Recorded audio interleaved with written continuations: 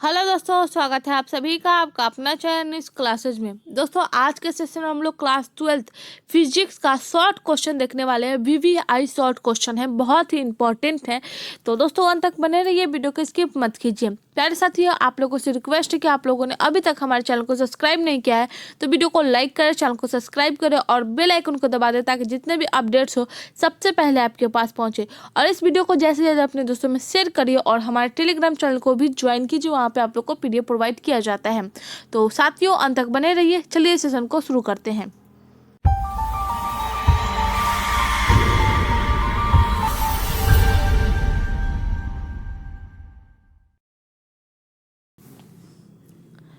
तो देखिए, हमारा फर्स्ट क्वेश्चन है कि पृथ्वी के चुंबकीय तत्व से आप क्या समझते हैं। पृथ्वी के चुंबकीय तत्व जो है वह उससे क्या समझते हैं वो पूछा गया है। जिस प्रकार हम लोगों ने पढ़ा है कि जब गुरुत्वाकर्षण बल के बारे में, कि जब हम लोग फुटबॉल या किसी भी चीज़ को ऊपर की ओर बिकते हैं तो वो क्या करता है, वो कितना भी जोर से उसे बिके वो जाता तो ऊपर ही है लेकिन वापस वो नीचे ही आता है। तो इस प्रकार हम समझ सकते हैं कि पृथ्वी जो है वो क्या है, एक चुंबकीय तत्व है। क्योंकि हम लोग जब ऊपर कोई भी सामान बिकते हैं तो वो वापस लौट करके पृथ्वी पर ही आता है। तो चलिए इस क्वेश्चन का आंसर देखते हैं कि पृथ्वी के चुंबकीय तत्व से क्या समझते हैं वो। तो किसी स्थान पर पृथ्वी के चुंबकीय क्षेत्र का पूर्ण ज्ञान जिस राशि से प्राप्त होता है उस स्थान पर पृथ्वी के चुंबकीय तत्व कहा जाता है। मतलब है कि जिस स्थान पर हम लोग को पृथ्वी के चुंबकीय क्षेत्र के बारे में पूरा ज्ञान प्राप्त होता है, जिस राशि से वो ज्ञान जो है वो प्राप्त होता है, उस स्थान को हम लोग बोलते हैं पृथ्वी के चुंबकीय तत्व। ये 3 टाइप के होते हैं। पहला है दिक्पात कोण, दूसरा है नति कोण और तीसरा है क्षैतिज क्षेत्र। तो पृथ्वी के चुंबकीय तत्व से क्या समझते हैं, आई होप ये समझ में आ गया होगा। किसे कहते हैं, तो किसी स्थान पर पृथ्वी के चुंबकीय क्षेत्र का जब पूरा ज्ञान प्राप्त होता है, पूरे जिस राशि से ये प्राप्त होता है उस स्थान को हम लोग क्या बोलते हैं, पृथ्वी के चुंबकीय तत्व बोलते हैं। दिक्पात कोण, नति कोण और क्षैतिज क्षेत्र जो है वह इसके प्रकार हैं। तो चलिए नेक्स्ट क्वेश्चन देखते हैं। क्वेश्चन नंबर 2 है कि शंट क्या है, इसका उपयोग समझाइए। शंट तो गैल्वेनोमीटर के साथ समानांतर क्रम में, समानांतर क्रम मतलब एकदम समान क्रम में जो है वह निम्न प्रतिरोध जोड़ा जाता है, उसे ही हम लोग शंट बोलते हैं। इसमें बोला गया है कि जब गैल्वेनोमीटर के साथ समानांतर क्रम में निम्न प्रतिरोध जोड़ा जाता है उसे हम लोग शंट कहते हैं। इसके उपयोग क्या है, पहले तो पूछा गया था कि शंट क्या है, तो क्या है, गैल्वेनोमीटर के साथ समानांतर क्रम में निम्न प्रतिरोध जोड़ा जाता है उसे हम लोग शंट बोलते हैं। इसका उपाय समझाइए, ये बोला गया है। तो चलिए 2 उपाय है। पहला है गैल्वेनोमीटर की कुंडली को जलने से बचाने के लिए। गैल्वेनोमीटर की जो कुंडली होती है उसको जलने से बचाने के लिए किसका उपयोग करते हैं, शंट का उपयोग करते हैं। दूसरा है गैल्वेनोमीटर को एमीटर में बदलने के लिए किसका उपयोग करते हैं, तो शंट का उपयोग करते हैं। तो ये 2 उपयोग है शंट के। तो शंट किसे कहते हैं, आई होप आप लोगों को समझ में आ गया होगा कि जब गैल्वेनोमीटर के साथ समानांतर क्रम में निम्न प्रतिरोध यानी कम वाले जो प्रतिरोध होते हैं उसके साथ जोड़ा जाता है तो उसे ही हम लोग शंट बोलते हैं। इसके उपयोग कौन कौन से हैं, तो कुंडली को जलने से बचाने के लिए शंट का उपयोग किया जाता है और गैल्वेनोमीटर को एमीटर में बदलने के लिए शंट का उपयोग किया जाता है। तो चलिए नेक्स्ट क्वेश्चन देखते हैं।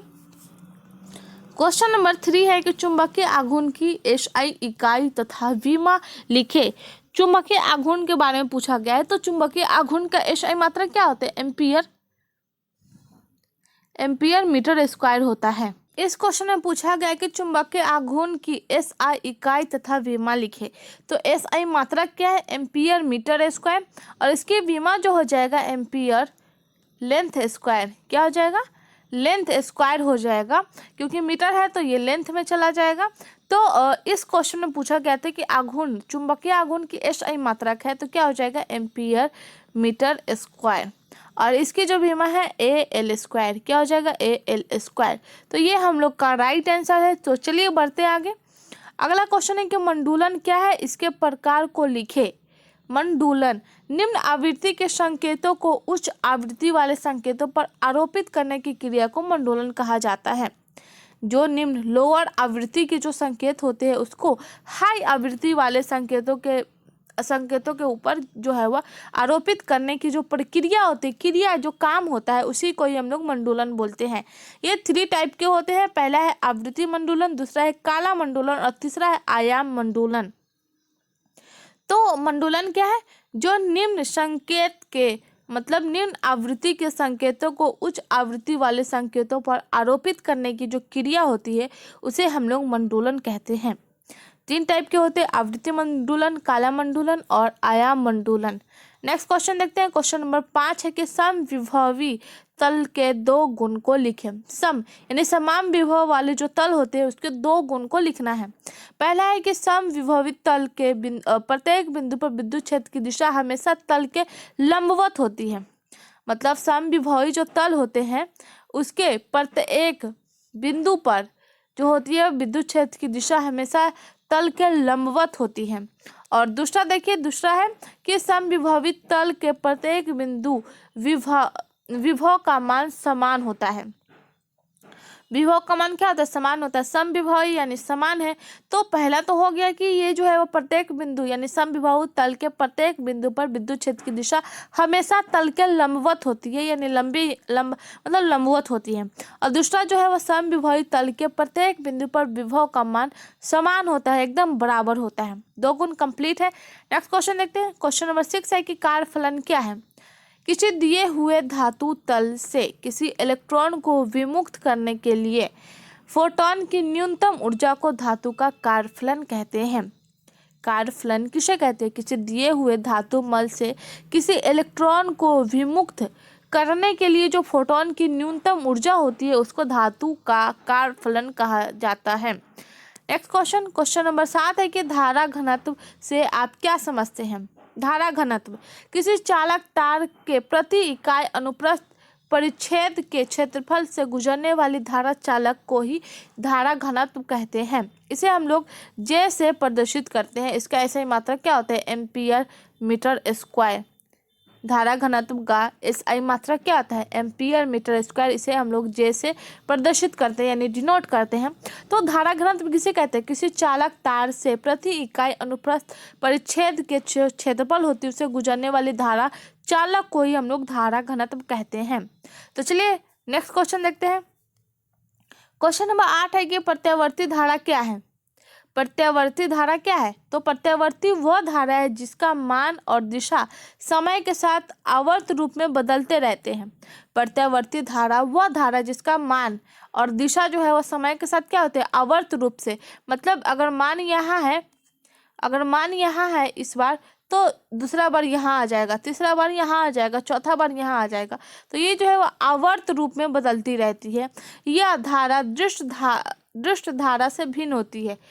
यह जो धारा होती है वो दृष्ट धारा से भिन्न होती है, यानी अलग होती है, क्योंकि दृष्ट धारा की दिशा नहीं बदलती और प्रत्यावर्ती धारा जो है वो बदलता रहता है आवर्त रूप में। किस रूप में? आवर्त रूप में ये बदलता रहता है।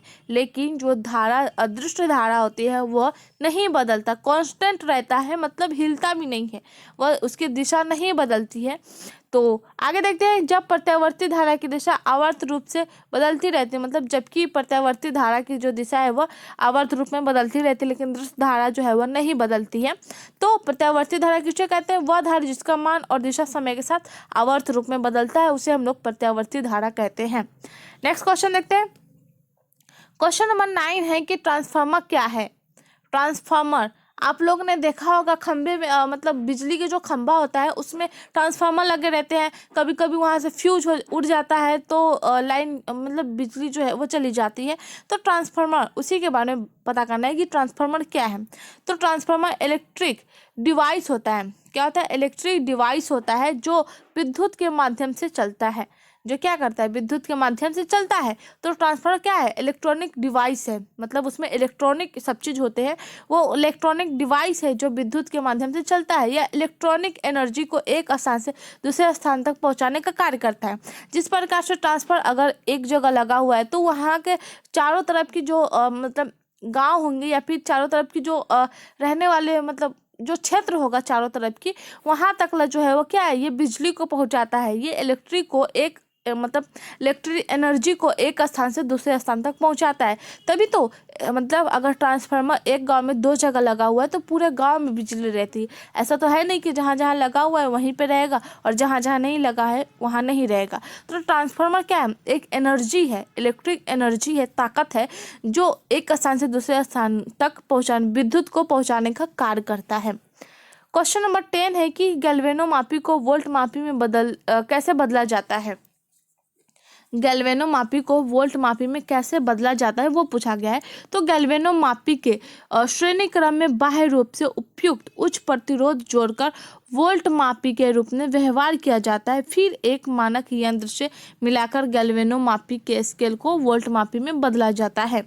तो गैल्वेनोमापी को सबसे पहले श्रेणी क्रम के बाह्य रूप में उपयुक्त उच्च प्रतिरोध से जोड़ा जाता है ताकि वो वोल्ट मापी के रूप में व्यवहार करे।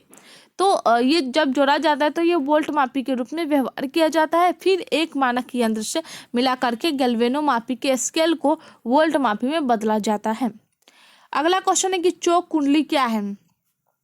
तो चौक कुंडली ऐसी परिपथ में विद्युत ऊर्जा के लॉस किए बिना धारा के नियंत्रण करने के लिए जिस प्रेरक का उपयोग किया जाता है उसे चौक कुंडली कहा जाता है। मतलब इस क्वेश्चन में बोला गया कि चौक कुंडली है क्या, तो चौक कुंडली वो है जो ऐसी परिपथ में विद्युत ऊर्जा के बिना जो है वह हानि पहुंचाए हुए, बिना कम किए हुए, वो जो है वह धारा के नियंत्रण करने के लिए जिस प्रेरक का उपयोग किया जाता है उसी को ही हम लोग चौक कुंडली बोलते हैं। क्वेश्चन नंबर 12 है कि एलईडी क्या है। एलईडी आप लोगों ने सुना होगा कि एलईडी बल्ब है, एलईडी बैटरी है, एलईडी मतलब बहुत सारे सुने होंगे। तो एलईडी है क्या वो जानते हैं। तो एलईडी जो है वह एक विशेष प्रकार से डोपित वैसा पीएन जंक्शन डायोड है जिसके अग्र अभिनति करने पर लगातार विकिरण को उत्सर्जित करता है, उसी को एलईडी बोलते हैं। एलईडी क्या है, एक विशेष प्रकार से डोपित किया हुआ वैसा यंत्र है जिसमें पीएन जंक्शन डायोड जिसमें अग्र अभिनति करने पर लगातार विकिरण को उत्सर्जित करता है, उसी को ही हम लोग एलईडी कहते हैं।